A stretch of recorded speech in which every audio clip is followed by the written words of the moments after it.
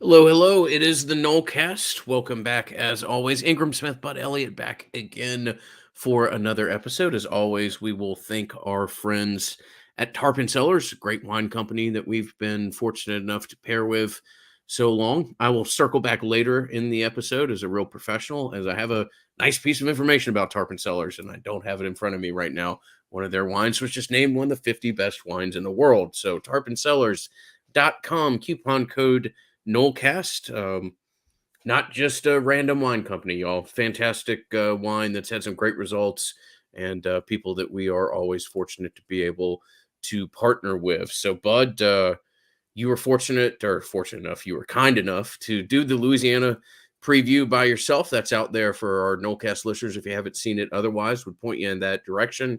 Tonight, just going to be a little bit of a shorter show, but we're going to talk about little recruiting, talk about our prize picks, which are always a fun conversation, and we'll just see where this goes. We are recording live on YouTube, so if you hear us reference people in the chat or answer some questions that we don't otherwise, that you're not familiar as to where they came from or what conversation we're having, be aware of that, please, for our podcast listeners. But thrilled to talk to you as always, my man, and from here we go. Yeah, man, no doubt about it. Let's do this thing. Obviously, guys, go check out if you want to know more about Louisiana. I thought that was a pretty fun episode, and like shout out Jay Fitz for helping us out there. Now I'm really gonna say it's KACTV, I believe, in Louisiana.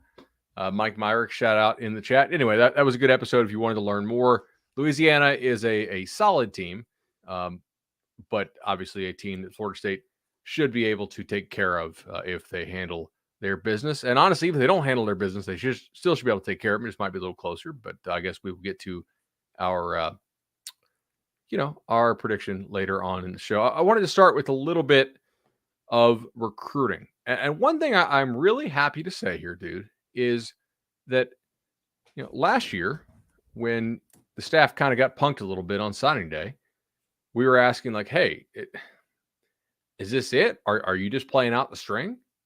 Right? I mean, we think Mike can coach. Can this staff recruit? And ultimately, I think we are seeing some results here, and we still have some questions, which is fair, right? So, here's my thoughts. I think now the question is, can you go from good to great? And I don't think we're going to get an answer to that down the stretch this year, because as we've explained, so much of this stuff is already sewn up well before signing day. If you finish the season strong, if you're able to finish on a 5-game win streak, that's pretty solid, right? You take that into the offseason, all these kids get really, I find comfort in Ingram's voice. I love that on the chat. These kids are excited about Florida State. I think that's a big thing. You do have to go win the next two. But there's some specific kids here I think we want to talk about. Like who? So I got a couple just names outlined. The first one I want to talk about, though, is the name that makes me not concerned about 2024 recruiting. And I've said this for a while. I came on this show after FSU Elite Camp and said the damn thing. I said, look, guys, was I worried when Chris Parson decommitted? I was not. A lot of y'all in the scrolling chat were, and I'm not scolding you for it because you're not necessarily there at some of these events, and I am. Croman Hoke outplayed Parson. It was not close from a physical ability and performance standpoint that night at FSU Elite Camp. Now, Croman Hoke's rating on 24/7 Sports has been adjusted. Andrew Ivins, who does a tremendous job, by the way, that dude's got to have like 1 billion Marriott points, just how much he is on the road. He works his butt off. And he was like, I told him, I said, hey, this kid has some real juice. Like he was considerably better than Parson was at FSU Elite Camp. He's like, all right, I got to get up there, to Benedictine and see him because, of course, Croman Hoke last year was a safety / receiver as Holden Garriner was starting, and Holden Garriner was an Elite 11 kid who signed with Auburn. I'm pretty sure Croman Hoke's better than Garriner was already. Like I just haven't seen both of them. So it's high praise for me, but I'll stand by it unless something really weird changes. He's having a nice statistical season this year as his first year as a starter. And now he's a top 10 quarterback on 247sports.com. And if you read the write-up, certainly room to go up as well. That's it's too early to call it a hit for the staff, but it sure ain't a miss to this point, right? Like the trajectory is only up. So I wanted to point that out. That's why I've not been worried about quarterback. If Jordan were to go, I think you'd have pretty good success going to the portal if you needed to for 1 year, and then Luke gets there. If you want to go the high school route, I think it will be very interesting to see if they get Brock Glenn in for a visit. And I think it's certainly possible, right? Brock Glenn is committed to Ohio State. And we can sit and say, hey, what's wrong with going to Ohio State for 2 years? Getting developed. Best case, you start for Ohio State, which is basically like an automatic first-round pick if Ryan Day coaches you, right? Worst case, you've been developed for 2 years by Ohio State and you hit the portal when Dominic Raiola comes in, the number one overall player in the 2014 or 2020, 2014. Wow, that's a long time ago. We have been doing this a long time. The 2024 class, he comes in, maybe he leaps you. Well, guess what? Schools are still going to regard you really high if you have been developed by Ryan Day in that system. But ultimately, I do think if you're the Noles, you do want to start bringing in high school quarterbacks to develop them within your own system. And I expect them to take a big swing still at Brock Glenn and say, hey, like, we told you that this offense had real potential. Tony Tokars has never stopped recruiting Brock Glenn. And it would not shock me if they get him down for a visit, man, ultimately. So I'm fairly optimistic here about the quarterback position. Obviously, I'm optimistic about Luke. I'm somewhat optimistic about Brock Glenn-ish. We'll see. And if they did lose Jordan Travis, which I'm not convinced they do, again, not convinced. I think there's a real chance he comes back. Just depends on how things go, what the NFL feedback is. If the NFL feedback is, hey, man, you don't throw with anticipation and there's some throws you don't make on a consistent basis, you're probably a practice squad guy. I mean, NIL is legal now, right? That's what I've heard. Coordinators are making a mill. Got to think quarterbacks can make 400, 500 something, right? If they're a real difference maker. And I think in college ball, he kind of is. So I'm feeling pretty good tonight about the quarterback position overall for the Noles. I really am, just all around holistically. If Jordan left, don't you think there'd be some guys beating down the door for you? Maybe we'll get to that later in the show on potential transfer portal guys. Not that I know Florida State's going after, but dudes who, if I was a GM, would make sense to me. Next guy. I have to say I love the recruiting segments of our show because I literally work with a national recruiting expert, and I'm just going to let you handle these moving forward, dog. I mean, I'd like to give my opinion every once in a while, but I've no reason not to let you dominate this part of the show, so please take it away. All right, you want to weigh in? Do you like Cedric Baxter still? Yeah, I think he's pretty decent running back from what I understand. All right, yeah. Okay. We're in agreement there on that. I've just got my eye out to see if they can still take another swing at him. When we talk about guys that you might be able to finish with down the stretch who are difference makers, that's who I'm talking about, right? Like a Baxter, maybe a Glenn because of the position that he plays, the running back from Edgewater. If you guys don't know who's committed to the Texas Longhorns, look, you got a big back in your backfield right now in Benson, who is doing a nice job, looking better and better every single week, right? And that's not a bad thing to showcase. We covered that after the Miami game. I think I would just kind of copy paste my thoughts after the Syracuse game.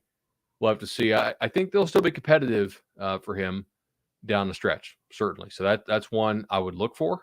Again, that's not a guarantee that they get him, but it's certainly a possibility. Other stuff here. Are you worried about Keldrick Falk at all? Because you can't be real. To me, it's a little bit concerning if you're a Noles fan that he took the Auburn trip on a night that was basically like a movie for Auburn. Mm-hmm. Like the way they played that up, they had all those former alumni there. It was kind of like their last hurrah at home because they have Western Kentucky this weekend. By the way, I took a little Western Kentucky on the money line to beat Auburn. It's just like the ultimate kind of let down, look ahead spot, and Western Kentucky ain't that bad. But that was a pretty epic atmosphere there, and he is from Alabama. And a lot of the chatter on Twitter, again, not my thoughts, just reading some tea leaves here from Twitter, is they have a pretty serious war chest at Auburn, and that is maybe enough to make somebody leave Ole Miss for Auburn as a head coaching move in division. If that's the case, there's not that many guys that Auburn's involved with that they could actually dumped that on. And he's a good player, and he's from the state of Alabama. So, yeah, I said on our previous Nolecast, I don't have any inside information here. This just concerns me from somebody that's been passionate about recruiting since they were 8 years old. This fits a lot of the historical.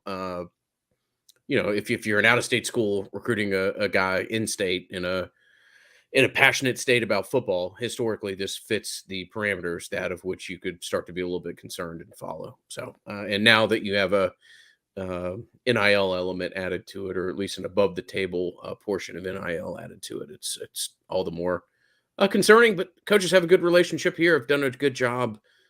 Tennessee was a concern earlier. Auburn is more now. I don't think nobody's waving a white flag by any means here. It just matches some of the canaries in the coal mine that historically have gone poor. So, all right, so. Damari Brown, obviously, pretty nice DB there. I think Florida State will still be involved with him. Probably a couple other high school DBs that they will look at down the stretch. They still have Otto, the offensive tackle from Key West. I'll be interested to see how Stanford closes their season. Do they make any moves with David Shaw if he actually makes that trip out to Stanford? That's always kind of one of those offers where it's kind of hard to gauge where you stand against that. I mean, Key West to Stanford is about as far away as you can get in the United States, but we just don't know because if you're comparing football to football, it's not the same thing. And I don't know the kid well enough to know, like, hey, would he like Stanford? I mean, pretty much everybody goes out there kind of likes it for the most part. It's in a bit of a bubble. It's a beautiful campus, that type of thing. Might be the most valued undergrad degree in the country. I mean, it's exceptional. Yeah. Yeah. So again, I'm not going to sit here and tell you they're in a great spot for him or not. I just don't actually have a good way to know that. Bud, your background looks like an OnlyFans. I'll pay, but tone it down.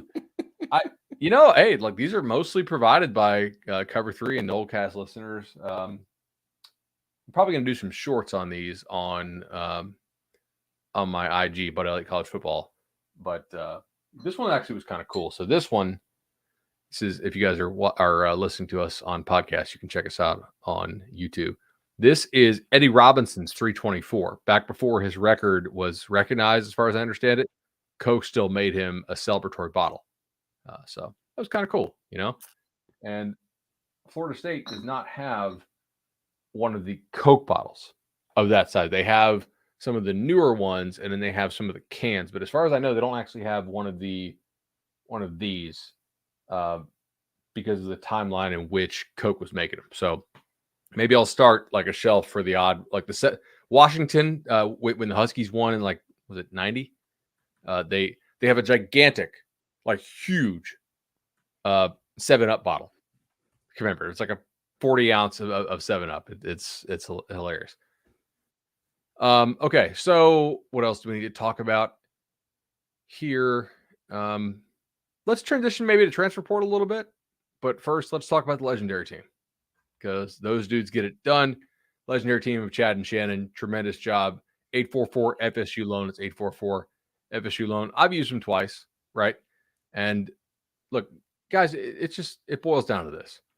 They're going to get you the best rate they possibly can. They're going to do it in a timely manner, and they get back to emails faster than we do. They for sure. They're professional.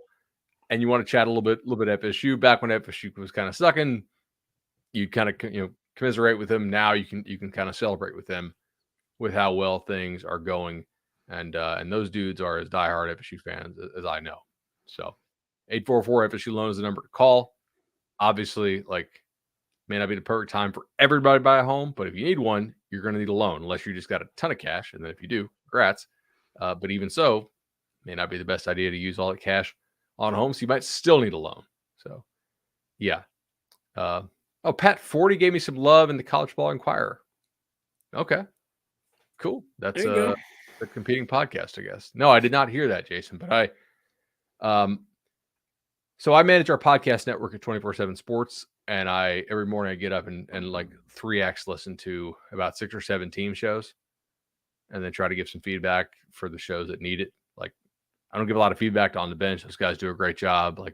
inside Carolina is kind of autopilot at this point, but there's some that need a little more work to get where we want to get. But I'm pretty proud of the network, and whatnot. Anyway, transfer portal talk. So let's put this question on the screen. We had this, I think it's from Prince, right? And he said, Norvell has to be big game hunting to replace Verse, Fabian, Jamie, Deloach, Benson, and Jordan if they go, or even Wilson. How many transfers do we take? It's a great table setting question here, and I really appreciate Prince asking this. Because A, it gives us a chance to discuss who we think goes pro and who doesn't, right? I think Verse goes pro, if I had to guess at this point. Fabian and Jamie obviously got their senior role invites, which means they at least got some kind of favorable draft feedback. And both those dudes are, fairly old. Obviously, Fabian has a kid. I don't know if Jamie has a kid. But like Deloach, I don't know that he goes pro, right? I don't know if Jordan goes pro, to be honest. I don't know if Benson goes pro. There's a good number of guys in this team. Obviously, Wilson just signed with Rising Spear. Again, that's not an indication that he's going pro or not, right? Verse just signed a deal for a car that was, I think, somehow affiliated through Rising Spear. And yet I still think Verse is going pro. So I think for everybody who says, hey, Wilson signing definitely means that he's not going pro, we don't actually know that, right? What we do know is that it means Rising Spear is taking care of Florida State athletes when they get on campus, which is a tremendous thing for Mike Norvell and his staff to be able to sell on the recruiting trail, right? It's a nice little proof of concept in-house. Would it hurt? No, I'm not an idiot, right? It probably helps if you do give him an NIL deal to get him to come back. I think, obviously, if Jordan goes, you need a quarterback. If he doesn't go, I don't think you take a transfer quarterback. Part of the running back discussion as far as transfers is going to come down to, do you get Cedric Baxter? Does Benson come back? Does Trayshawn Ward come back? Right? Like Trayshawn may want to go pro. I've heard that. Maybe he does, maybe he doesn't. I don't think you have any receivers go pro who have eligibility left, right? Like Pittman has been a nice pickup for you. He's been better than I thought he would be, just in terms of competitiveness. He's not been a diva. Like some of the kind of whispers you heard at Oregon have not materialized here, which is great.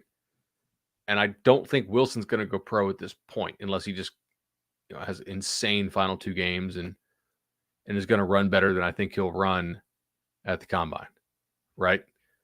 So that's a hell of a group coming back in terms of,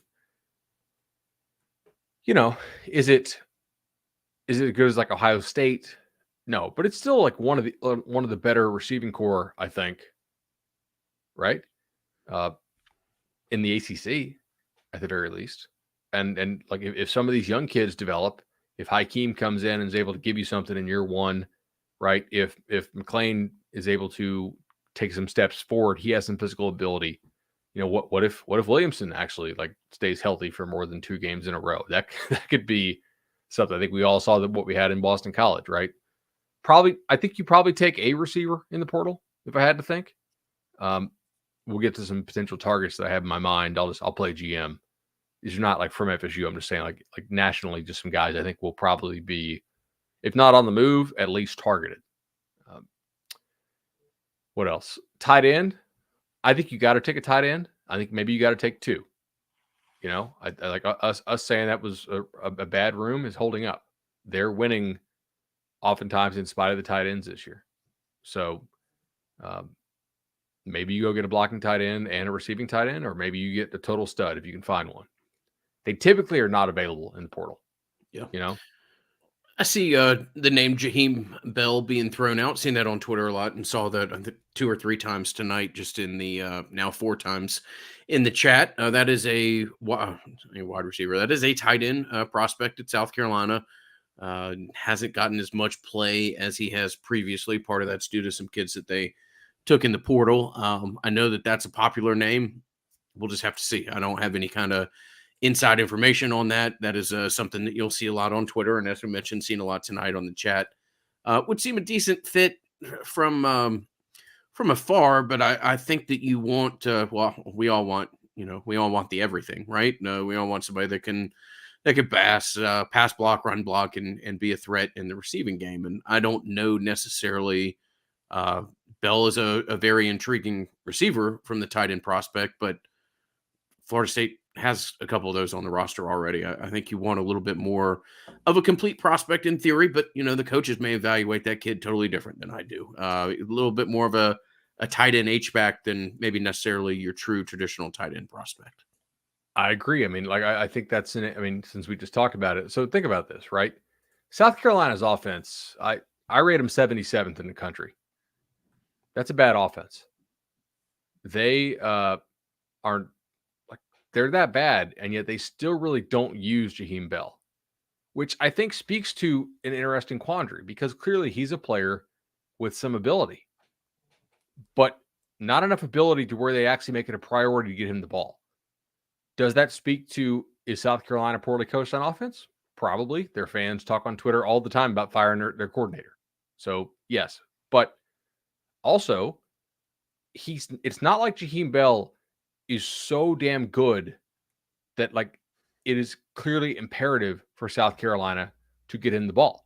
In fact, instead, the OC, and I watch these press conferences every week, he's like, yeah, we got to find a way to get Jaheim the ball. He just kind of says it, but they don't actually do it. I guarantee you, if you rank 77th in offense and you have like a future NFL stud and you recognize it, you're not just saying we need to find ways to get the ball. Like you're trying to do it a lot. And Jaheim Bell this year only has 22 targets in 10 games. So, yes, he's a popular name on Twitter. Yes, if he entered the portal, I think maybe there would be some interest, right? Because he does have some unique abilities. But they're going to need a tight end who can block too, man. And if they can get one guy who can do both, that's clearly the preferred thing, in my opinion, because Jaheim Bell doesn't really block, at least not from a traditional tight end position. We'll see. Maybe you take two tight ends. I think it's possible. All right. Tackle. Yes, you're going to need a tackle. I'm going to tell you guys right now, all these schools out there want tackles. This is going to be a much tougher year to get tackles in the portal than last year was. And last year was tough, right? You got Bless Harris. He got hurt. You got Turrentine. He's actually been a helpful pickup because everybody got hurt. This year, I can think of multiple big-time schools off the top of my head who are losing both tackles, and they will be in the market for tackles. I'll just start in the Big Ten. Ohio State loses 2 first-rounders. Mm-hmm. Their backups right now are not grading very well. That means Ohio State is probably going to be in the portal for at least one, if not 2 tackles. Penn State very well could lose both starting tackles. Here we go, right? Like, let's just go down the list. Georgia, I think, loses 2, but there's a replacement on the roster, as we all know from this summer. I think everybody's pretty familiar with what went down there. Does Florida lose a tackle? I think, right? Miami clearly loses 2, Campbell and Nelson, although Nelson really hasn't been playing. There's a lot of teams out there that are losing tackles. The fight for tackles this year will be big time. I don't have a whole lot of tackle prospects on my list. So when we talk about you can't build teams through the portal, or you can't win championships through the portal, you can supplement your high school recruiting. Tackle is clearly a position I'm talking about. The elite impact tackles are very rarely available in the portal because when schools get them, they develop them, and they pay like hell to keep them. Even if it means they're paying like hell to keep the player to be a backup for a year so that they have an insurance policy for the next year, which we've seen happen, right? So I think you need a tackle. Will you get one? We'll see. Probably need an interior guy too. That I have a little more optimism you could probably go get.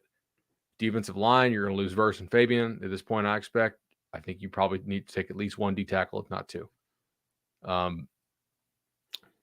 Probably don't take anybody at backer. DB, I think you need to take 2, most likely. So,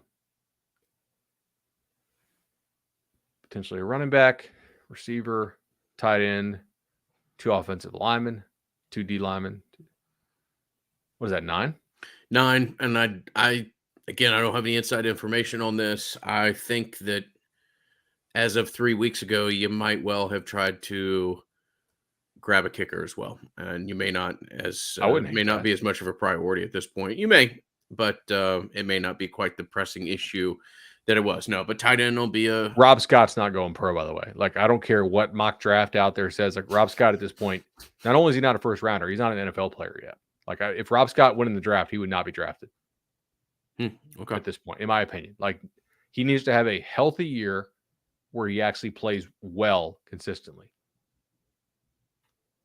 In my opinion. I just I think he would probably get a non-drafted grade at this point based on what I've seen. Keith Gordon in the chat worrying about where I find 9 spots. Well, I think that you're going to see more transfers out than people think. Yeah, that's going to be true across the board. If you're not familiar with my man Bud Elliott, he's got a great short out there from a couple days ago. I'll try to find it and retweet it through the Nolecast account. We could probably play it on the show. Yeah, I think that's content that we have the right to repurpose and play on this podcast. And if you've got it readily available, I would love to throw it out there. As a lawyer, I am saying we're using this for news commentary. Good. So if I get a C&D from CBS, I will call you and we'll hash it out from there. I don't know if you've seen any anything recently, but pretty sure I don't think they're policing a lot of rights on YouTube at this very moment. Okay. Make sure that's good. Hold on just a second, guys, and we'll play this.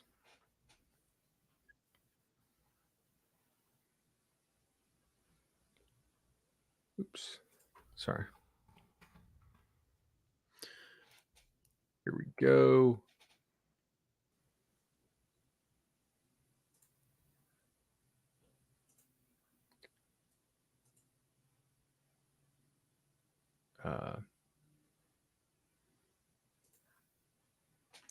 There's some Toa-Philly transfer talk in the chat. I'm not sure where that's coming from. I would be very surprised by that. Who signed before last year are seeing the huge. Can you guys hear this in the chat? Recruits are getting. Yes. Like quarterbacks getting more than $1 million a year. We'll let Many current players didn't get that bag as recruits, and they'll want to test their value on the open market. 2, and pay attention here. The 2021 recruiting class is finishing its second year on campus. This class was impossible for schools to evaluate because visits were limited or banned due to COVID. And some states didn't even play high school football. In some ways, it was like blind dating. A lot of recruits ended up at schools that, quite frankly, they're much better than and will look to move up, while others probably aren't good enough to play where they signed, and they'll look to move down. It was mismatched evaluations on both sides, and the portal will help things find their level. 2 reasons why college football could have the craziest. All right, so you guys heard that. That was cool. Basically, yeah, like, can they find spots? I definitely think so.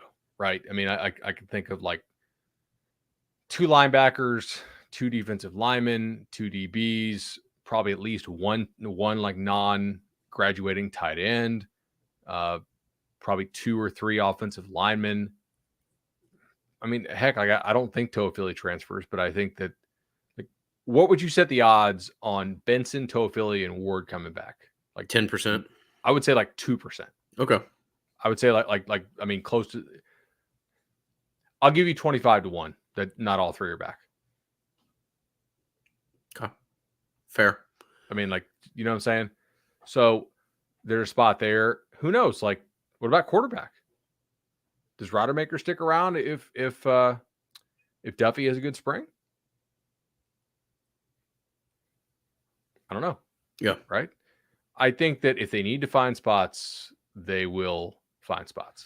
Or does Duffy stick around if Rodemaker's still there and maybe you have some last minute success at the recruiting position in 23, as you referenced about 10 minutes ago. So sure. Something to watch. Absolutely. I don't think you're going to have a problem with the numbers, guys. I just don't think that's going to be an issue. As we just said 2 minutes ago, you're going to see a lot of traffic in and out at damn near every program this summer, or well, starting as soon as 3 weeks from now. So we'll see. I think it's starting now behind the scenes with every school. They just officially can't do it. Yeah, and even you're starting to see some kids officially announce as well. Yeah. Do you want to talk some names here? I can do. I got a couple. I actually got like 3 pieces of paper, so we can. These are just names I've been jotting down. The show prep tonight. Cliff notes of Jimbo's offensive sets over there. Did you see my joke on Twitter that he needed a trapper keeper? Yes, absolutely. With all the papers and stuff. I think the streak's gonna come to an end though, man. They're gonna score 30 points this weekend with UMass coming to town, and that will break Jimbo's streak of not scoring 30 points in an FBS game since October 23rd of 2021. Well, good. That's good to see that streak end. All right, so quarterback-wise, again, at this point, I don't think you're going to be in the market for a quarterback. I think Jordan's going to come back. That's just a guess, but right. Curtis Rourke from Ohio is a total stud. His brother is probably the best quarterback in the CFL right now. He did get hurt, unfortunately, Tuesday night, I think it was. So that sucks for him, but he's definitely a dude.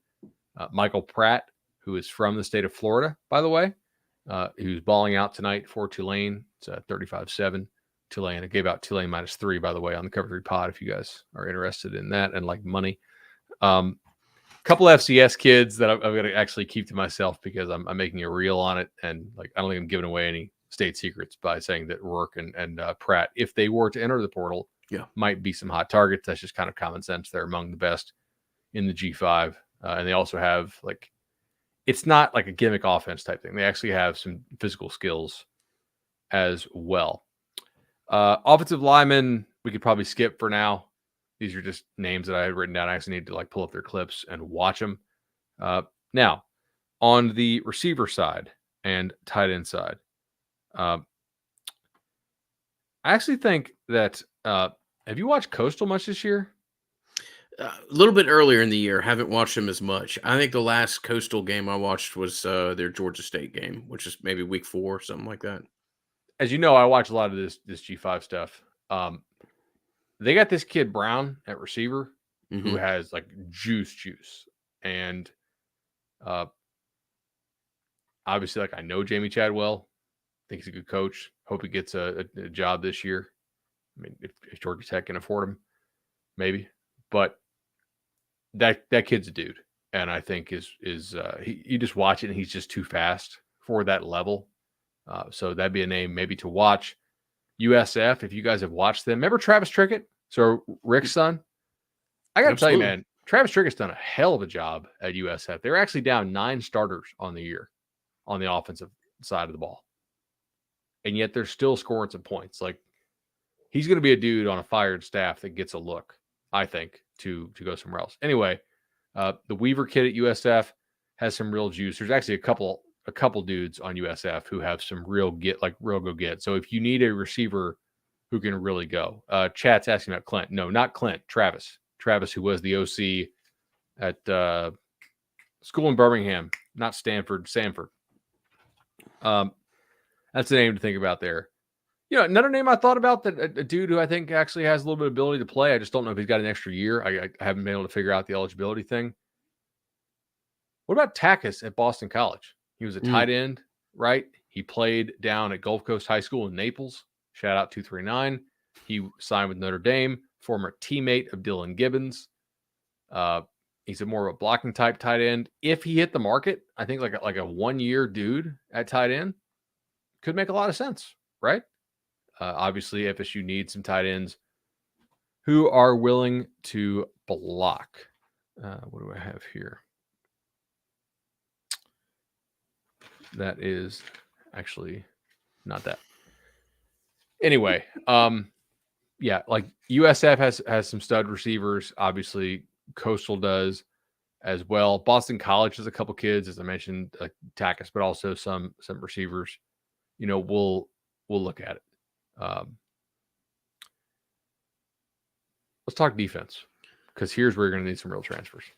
Before we do, real quickly, let me thank our friends at Charlie Park, Tallahassee's best rooftop bar. Charlie Park is a favorite of Bud and I's, long since been a favorite since they opened up. As we are fond of saying, very much recommend that you get reservations if you're going to be there. So whether it be this week, whether it be coming down for the Florida game, make sure, whether it be any time you're in Tallahassee, but particularly here as we wrap up the football season, make sure you get in touch with them, get a reservation for a Friday night cocktail, or going up there post-game Saturday, or for their legendary crawling brunch that they offer on Sunday. So charlieparkrooftopbar.com, the best rooftop bar in Tallahassee, and proud supporters of the Nolecast, or at least that's what they tell us. So big shout out to Matt and his team at For the Table Restaurant Group, and we ever so appreciate their support of the Nolecast. Absolutely. Okay, another name here to keep in mind at receiver before we go to defense. Jamari Gassett at Buffalo was a dude that I remember seeing at a 7-on I was at here in Orlando. He had already signed with Buffalo. I didn't realize that. And I think he was like a late qualifier type. That was an epic ad read, by the way. It really was. Look, he'd already signed with Buffalo. He has some real juice. He actually got hurt, hadn't played like the last game or two. But I think that kid's a Power 5 kid. He was teammates, I believe, with Trayshawn Ward in high school. Just a different, not the same graduating class. But I think he's a dude who, if he had, COVID class kid, obviously, right? So I'm of the opinion that like a lot of these dudes who were in that class of 2021, which I define as the COVID class, I think a lot of them were probably just, it was very hard to evaluate for schools because it was like what you wouldn't really know. The blind dating analogy is more than apt and very appropriate. Yeah. The other reason why I think you'll see big transfer portal classes everywhere is because now there's no real limit on incoming players. You're just limited by the 85, which is why like FSU, I'm sure, had certain kids on its roster that it wasn't really sure should still be on its roster, but they had to keep them around because you can only bring in so many. Now you can bring as many as you want as long as you find space. Yeah. So, I mean, I think I listed off like 12 guys who are not graduating who I think probably don't have a path to playing time in Tallahassee. So. Can I pour water on one defensive idea out there? And please label this as the love to be wrong category. I don't have any inside information here. Thank you, bud. But I do think I'd have a pretty good idea as to if this was in play. I don't know where the Marvin Jones Jr. stuff's coming from, y'all. He's playing at Georgia. He's playing a decent amount. They're very happy with him. Nobody wants Marvin Jones or Marvin Jones Jr. or any member of the Jones family in Tallahassee more than myself. Right now, I think that's a whole bunch of straw grasping on Twitter. And hey, let's grasp at straws for as long as we have on Twitter and enjoy what may be the waning days. We'll have to see whether or not that's actually the case. But as of right now, I think the Marvin Jones Jr. stuff is just kind of just off season or soon to be off season social media talk. He has played in every game so far for them, I think. Wait, did he play 1, 2, 3, 4, 5? They had a bye week. I think he missed one game. So he played 10 snaps against Tennessee, 8 against Vanderbilt, 3 against Mississippi State, 5 against Auburn, 8 against South Carolina, 6 against Oregon, 3 against Stanford. Like, not only is he playing, he's going to avoid a red shirt. And he got taken care of last year, y'all. I just don't. I'd love for it to be true. I think that's just some Twitter wishful thinking at this point in time. Apparently, Miami fans think he's going to Miami. Miami fans think they're going to sign about 19 kids this year that were like the best players in the country. So did Mims ever visit Miami? I can't remember that ever transpiring. Yeah, I can't either. I think the next time he visits Miami might be the first time. So, well, it's tough, man. When you get NIL and NLI confused, it can be challenging. So I'm just saying, like, there's last time they went up against Georgia didn't end so well for them. Yeah. Although they got James Williams, who did say that this is the year Miami will be back. Yeah, I just like what he meant was take a step back, not actually back. All right, defensive guys. Staying on Coastal. Coastal's got a nose guard who is in absolute beast mode. Again, COVID class kid from Massachusetts. He's like 340 pounds now, runs really well. If you guys got YouTube TV and you like, what I do is I put on NCAA football as the category and I just hit record all because it's unlimited DVR space, so I can go back and watch if I want. Well, actually, I have coaches film my phone, but if I didn't have that, I would use this more. Like when I'm on the road, I look at both. But look, man, this guy's a beast. He absolutely won them the Appalachian State game, shutting down App's run game. Like, that's a dude that if he were to go in the portal would be an extremely high demand. It's just like, it's very obvious he's going to be an NFL guy. Here's a couple other names that are grading really well at the group of 5 level who have some connection to the state of Florida. Right? Again, Josiah Stewart at Coastal is the dude I was talking about. Have you seen Jaquez Evans at Western Kentucky? Yeah, I have not, bud. No. Okay. Well, I was watching Western Kentucky film this morning to determine if the Rice quarterback is actually hurt or not, because I had to do my bets for cover 3, and ESPN was using a remote crew to call this game. So the Rice quarterback gets smacked by Evans, and then Evans picks up the fumble and returns it for a touchdown. And because they're on a remote crew, there's no like sideline reporter. And it takes the broadcast crew like several plays to realize that Rice's quarterback is out of the game. And like, I'm trying to watch this back to figure out if he's actually hurt or not. But there's no like, hey, he's in the tent or he's not in the tent, right? Because they're probably back in Bristol, Connecticut doing the call, which is fine. I get it. Like it's not great business to send a crew all the way to Western Kentucky. But Jaquez Evans is kind of a beast. If you guys want to, you can watch him this weekend when they play Auburn at 4:00 Eastern time. That's probably an SEC Network game because like they do like the ACC thing where they do the weird schedule times. So that's a dude. I've not actually watched this kid very much. Jordan Garrod at FIU is another COVID class kid. So, just again, I think guys it was very hard to evaluate kids when you couldn't see anybody in person. And, anyway, he consistently makes like a lot of tackles for loss for them, and they suck otherwise. Like Willie Taggart, his quarterback this weekend, Nkosi Perry, had his hand wrapped up. He threw for 100 yards on 22 passes, which is horrid. And they put up 52 points because they just ran all over FIU anyway. The Jordan Garrod kid is not that bad. So, yeah, just something to watch out for there. And then Gabe Jackas, you familiar with him? No, I'm not. All right, let me pull up these stats here. Where's Gabe from? Just so that I can. Where do you think? Is he from Western Kentucky as well? No, he's actually at Illinois.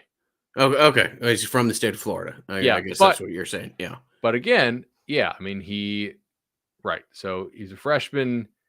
Again, he's from Fort Pierce Central, mid-season All-American on the 24/7 Sports freshman team. No, this is the N you're talking about? Yeah, he's kind of a beast, man. Like, yeah, he is. He is. And I know there's a lot of talk about this kid. Again, I don't claim to I'm not know saying he's jumping everything. in the portal. And there is a lot of talk about this kid out there. Oh. It makes sense, certainly. His historical patterns are there. Well, we'll see. We'll just have to see if there's anything actually there.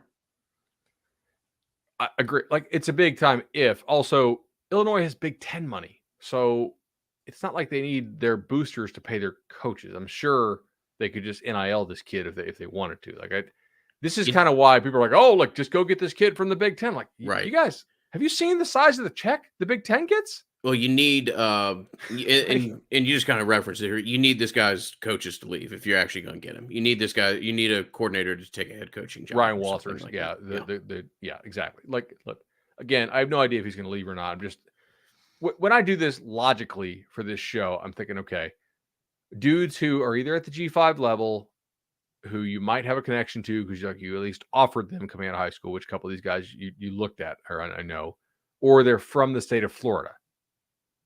Right? Like that, those are things. Like people are like, oh, go get this kid from Fresno State. I'm like, do we have any connection to Fresno State here? Not really. Like, is he going to probably go to USC if he goes anywhere? Yes, like that type of thing. So that was me the first 5 weeks of the year doing prize picks, watching the Mountain West, being like, this we did, man. This wide receiver's pretty damn good. And I'm like, well, Cropper? He is from Washington State, no tie to Florida State whatsoever. But let me write this name down. Pretty impressive. Speaking of Washington State, Renard Bell, the Washington State's best receiver, is finally back this weekend as they travel to, I think, Arizona State. Information that we all need to have, undoubtedly. Have you seen Devin Ezeraku at Boston College? Again, just thinking, like, if something happens there, that kid's kind of a stud. I think he has a year left. There you go. That is a connection. Yep. Very well done, Logan. And then two other kids here who are from Florida who would make some sense. The McMurray kid at Temple, right, is somebody I think to keep an eye on. very productive. Not really a believer in Temple's defense overall, but it just kind of makes sense that if he hit the portal, super highly rated guy with some size in the G5, obviously. You're going to need 2 safeties most likely if Dent goes pro. So I think you could look for some G5. By the way, I think my favorite G5 defensive coordinator is Chris Hampton at Tulane, and they just had another sack fumble tonight, and they have absolutely dismantled some really good offenses this year in the American. So fantastic, man, fantastic. That's a great comment from Yes. Keith. The other kid here, and this is important, right? And I think this actually is a legitimate. Like, if I was running FSU, I would target this kid if something goes down. So, kid named Aubrey Burks. You guys know where Auburndale is? I assume, kind of Central Florida. He plays a lot for West Virginia. West Virginia obviously might fire their coach. They fired their AD last week, so generally not a great sign for the coach. But Neil Brown's still coaching. Aubrey Burks plays really hard. He's a versatile safety. I think he can cover enough to play safety in the ACC, but he also is a dude who can go down and play in the box. Oh man, I think Mordecai's hurt, by the way, for SMU. If you guys are live betting at home, I'm not, because I'm podcasting and watching the game, so it's a little much to juggle. Also, it's not legal in the state of Florida. So anyway, look, man, Aubrey Burks would be a name I would keep an eye on. So just some dudes, maybe with some connections to the state of Florida or some G5 guys. I hate doing this, honestly, but these kids aren't on contract, so the portal in 3 weeks is going to be absolutely insane. Auburndale, Florida. There's some. I have an Auburndale story I can tell you. My historical Florida State brain is turning. Was there a defensive end like Chauncey? There was a big time defensive end like 20 years at Auburndale that I'm. Chauncey Davis, Chauncey something. I'm blanking on it, but he's a big recruit at the time. So Auburndale actually is just outside of Lakeland. Mm-hmm. When I played for Fort Myers, we played Auburndale in a road game in high school that our coach he wanted us to prep for playing faraway road games because he thought we'd make a deep playoff run, which we generally did. So I remember going up to Auburndale. It's pretty country, you know? So anyway, Blue Boy the Realist in the chat, his nephew is number 48 for Tulane. So cool, man. Anyway, that's most of what I got for the transfer portal stuff. Like, I'm sure there'll be a lot more guys who jump in.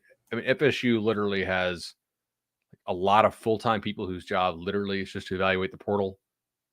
If you come into work at FSU right now, they're like, hey, find us some more high schoolers in the 23 class. Like, maybe one guy's doing that. Most of these dudes are probably focused on portal at this point. And, that's pretty much what I got on that, man. We need to do prize picks. I know we're supposed to be a 45-minute show. As always, we're going way over. Chauncey Davis, dog. That's there you go. Okay. Class of 2003. That is a strange little file that my computer of a brain put somewhere, but as a JUCO prospect was the number 4 prospect in the country after ultimately landing at Florida State after that. So Derwin James is from very near Auburndale, by the way. Mm-hmm. Yeah. Let's talk about prize picks real quickly, bud. Let's do so. And as a seasoned gambler, what's the most important thing in gambling? It's not just like winning. It's actually making sure you get paid out, folks. And I'll tell you that I've been a little bit easy on my action the past 2 weekends just because I've been too busy and haven't been able to dive deep into it. But I did decide to take a payout, and I can tell you that it happened like disturbingly fast, wonderfully fast, not disturbingly fast. Yeah, I mean, well, like prize picks is not gambling. Yes, thank you, sir. Thank you. When I do daily fantasy pick 'em, I want to make sure that I can get my money out, and I was pleased to say that it was, I won't say instantaneous because I don't know what everybody else's experience is going to be, but I was blown away and quite thrilled by how quickly I was able to get my funds. Now, Bud, what if I were to tell you that you can now get a 25 multiplier through Prize Picks. Would that be something that you're interested in? I would be interested. Yes. Did you see that email that they sent out? And then did you see the last sentence in it? No, I just it certainly looks like we're getting a 30 times Flex Friday this weekend. So how does a 30 multiplier sound to you? That feels like somebody else going to be doing preschool pickup, man. Because I'm going to have to be doing some lineups here, right? I mean, Liam, you can get yourself to school. Dad's got to fill this card out. How's that after school program do? All right, like that cost me like what, $25 an hour for after school. Prize Picks 30x multiplier. I mean, it's just economics, right? Simple economics. Yeah. So, as always, want to remind you that Nolecast will get you the initial deposit back. You can find the link to Prize Picks in our episode notes. Almost every episode, they are in there. And again, a whole lot of fun and a experience that this year has been exceptional for me. Not only wonderful sponsors, but can't tell you how much of a better feel that I have for the broader landscape of college football, having participated this. And it's not just college football, y'all. If you want to pair, maybe 2 college football bets and an NBA pick 'em, and maybe some other sports out there, you can do everything from the NBA to esports. So I can promise you can hybrid your card up as much as you want, and they've been nothing but fantastic for us, and pretty sure you'll have a similar experience. Is there anything that immediately jumps out to you on the card this weekend? It's a little bit of a tricky weekend with as many kind of setup games, I'll say, for next weekend. So you're not sure exactly how long people are going to be out there. I will have to be exceptionally selective with how I put my card together, but anything that jumps out to you at this point in time? Yeah, so we should note that the FSU lines are not posted yet. It's also SEC SoCon Challenge Week, which is where they play all these FCS games. So generally, like, my process, I think about the games that if I was to bet on something, I might bet the over on, right? Because that could suggest there's a lot of scoring, or maybe I'll take some unders or less viewers, right?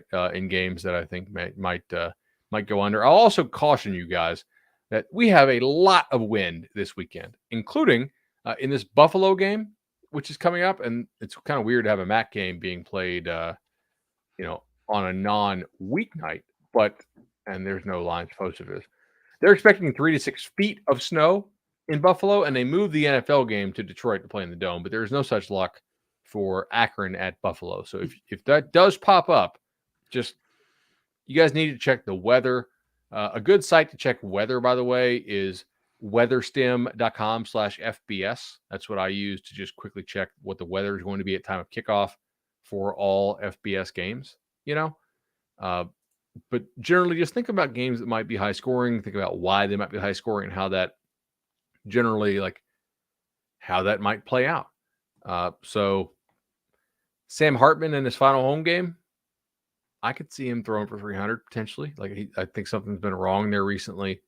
Dylan Gabriel's only 250 in a game in Oklahoma that I think might shoot out this weekend potentially. Looking at some other things here. We'll post our official card. Obviously, 30xer for six selections is pretty wild, so we'll have to do that and then throw out. Maybe we'll throw out a couple this weekend. I'm down to do that most likely. Absolutely. But yeah, I've not fully dove in on the Prize Picks card. I think we nailed the stuff for Jordan, right? And we covered that on the Monday recap from the last show. I'll give you one here. Devin Mockabee, you familiar from Purdue? Not sure that I am. No. Running back for Purdue. He ran wild on Illinois last week, and he's not bad. And Northwestern is exceptionally bad, to the point to where I was reading one of their Purdue site, and they're like, hey, they're kind of just trying out a lot of guys right now. Like, that's not necessarily a formula that works when you're trying to win football games. And both their quarterbacks got knocked out. So if Purdue gets up big, this Mockabee kid might get a lot of carries. You might see him in a couple cards for me. Come, especially with the win. Predictions, or what else do we have tonight? Yeah, we can hit predictions real quick. Make sure that I don't miss over anything. Yeah, I haven't seen the line for this at all. It's 24, I think. Okay. Yeah, I've been kind of, I don't want to say disinterested, but I feel like a lot of the fan base has probably started to look more towards next Friday than this game. But yeah, I'm gonna go 38 to 10 on this game. I think that's fair. So I made it 37-13, which is not an actual football score. Nobody like 37 is not a number that lands.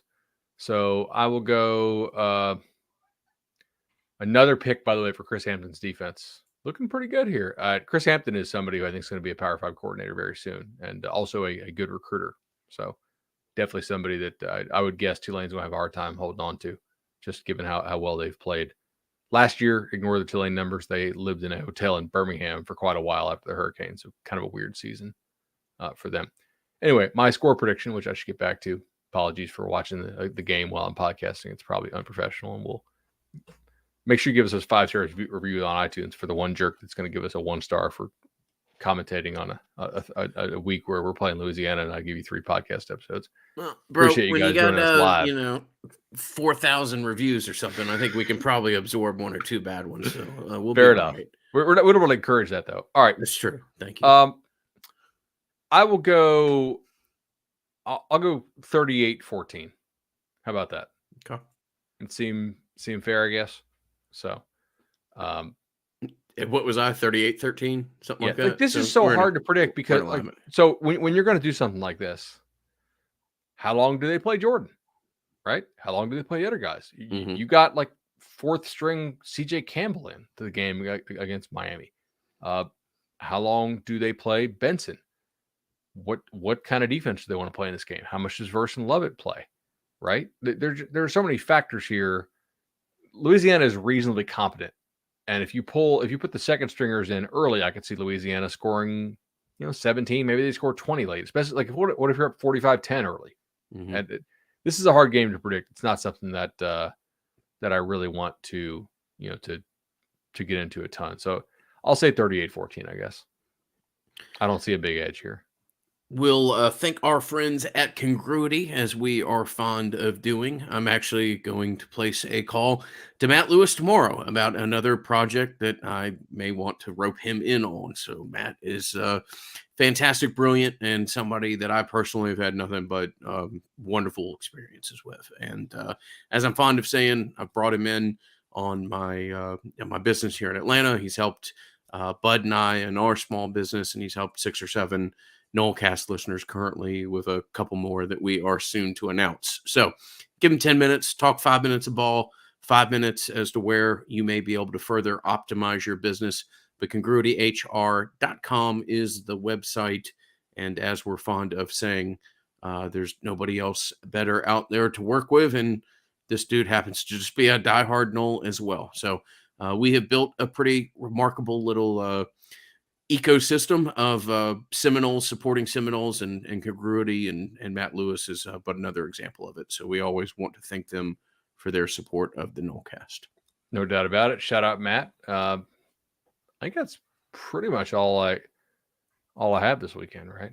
Yeah, my phone died while we were doing it. So if there's anything else from your text that I missed that we did not cover, let's throw it out there. But I think this is it for now. Next week we'll obviously be a little bit different. We'll do the instant reaction, or we'll do a reaction on Saturday, and then I'm not sure, we may just do one show that's kind of a UF preview, depending on how this game goes. You don't think we need to do an instant reaction to Louisiana? Well, we may do a reaction to Louisiana, but we're not going to do a 45, it ain't gonna be instant. We're not going to do a 45-minute review on Monday night at Louisiana. No. So we may just do a Tuesday podcast that serves as both, but regardless of what it is, we'll certainly do our best to get you as prepared for the Friday game that we're all excited about. And hey, let's end this season on a high note. It is nice not to suck again in the world of college football, and this season's been a hell of a lot of fun.